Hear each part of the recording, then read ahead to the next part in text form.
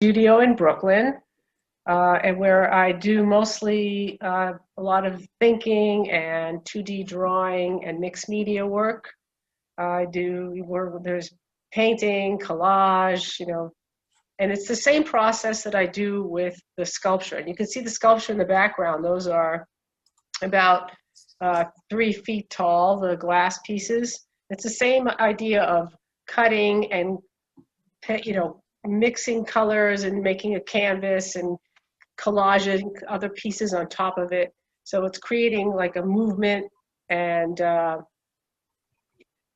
thinking in the same way, expanding vocabulary, using the same shapes and images. So I do this work in Brooklyn, and as you can see, I got myself a keyboard over the COVID time. It was middle of winter, and I was going a little crazy. So I do that here, and then I have I did some work at Urban Glass the last several years. But I also have a space out in Pennsylvania where I have a huge studio where I can do glass, I can cut wood, I can cut metal and do all that. So I can go back and forth, which is great. So this is half the studio space out there. It's the working half where I have sanders and grinders and drill presses and, cutting boards. And in the back, there's a kiln and all my raw materials and different, I can have grinding and drilling equipment for glass as well as for other, wood and metal. So I can do all kinds of different things there and all the outdoor space in the world. So it's really nice to have that. And on the other side, Steve, yeah, this is the other side. So I insulated and drywalled this whole space and built those closets in the back. But this side, I made it a little nicer and a little cleaner, so you can use it like a gallery space, quote unquote. And I can put the work up and leave it up, and people can come in and see it. And I can also, get some perspective, be able to look at it, and have the height, like those pieces in the back that are the lip pieces, which I just, the more recent, those are 6, 8 feet tall. They're individually cast, and they're about 17 inches each, and they're, they sort of, there's a movement and color formation going on, that they take up a lot of sort of physical room. There's like I like creating things that sort of viscerally relate to the body. So including the hearts in the front are actually real human heart shape, size. So, but they weren't molded from human hearts. No. This piece was done and shown in Brooklyn down at the Backyard Garden, which is in Red Hook. And those pieces are, other than the copper tubing and the metal, I think that piece came from a tractor of some sort.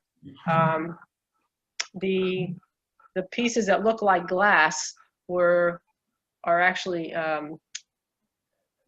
resin, 2-part mixed resin and colored, mix of different colors in it, and they're shaped. The idea came from leaves from plants. So it was perfect to put it outdoors in a garden. So the inspiration were plants, shapes. And there's another one. You can see the translucency. So I really love having the movement, the color, and the translucency, which also, I do that in glass as well.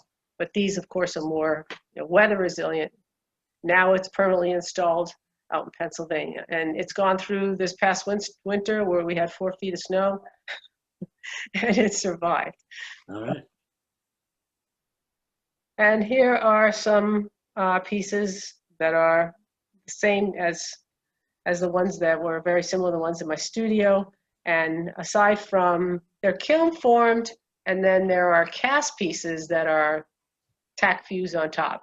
So they're 3D. But the one on the left is also drilled, and it has a metal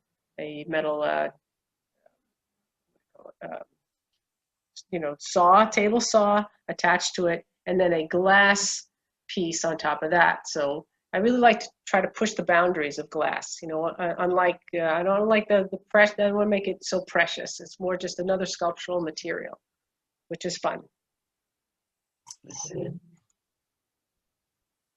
Here is some.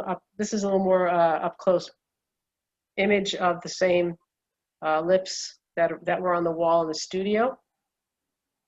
So you can get a little more idea of the colors. And this is all made with crushed glass. So I actually paint.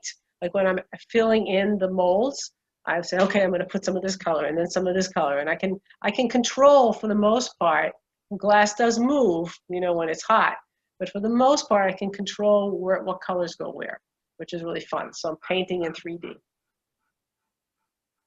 And this is another one. And actually on this one, there are some cello keys attached to them as well. So you can see them, the 3 on the top and 2 on the bottom.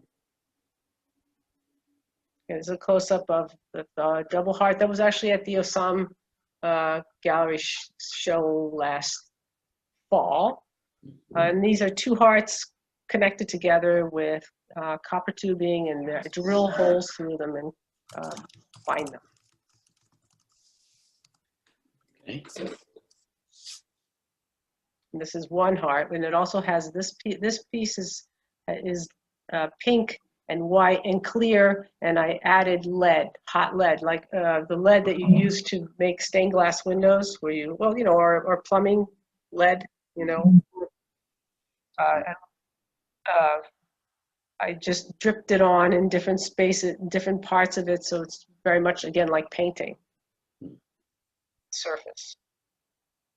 These are some lures, and unlike fish lures that are 2-3 inches, these are maybe 2-3 feet long. So they are, again, body size. You can relate to them, and they have different kinds of hooks and trolling hooks and turnbuckles, and they were each individually cast. Oh, and big fish, big tuna hooks, and they're all individually cast with. And I again controlled the color. Like the one has orange with green color in it, and so on. Do you have any fishing? Yes, I used to love to fish. I used to fish with my father, and I used to fish with my uncle in Greece. So I have a lot of good memories of that. That's cool. Yeah. And this is an image of, I showed these pieces at Washington Square Galleries, which is the NYU Washington Square. They have like an installation space right on the park there, which is nice. That's great. Yeah. If we have any questions now, thank you, Tina. That was great. Tina.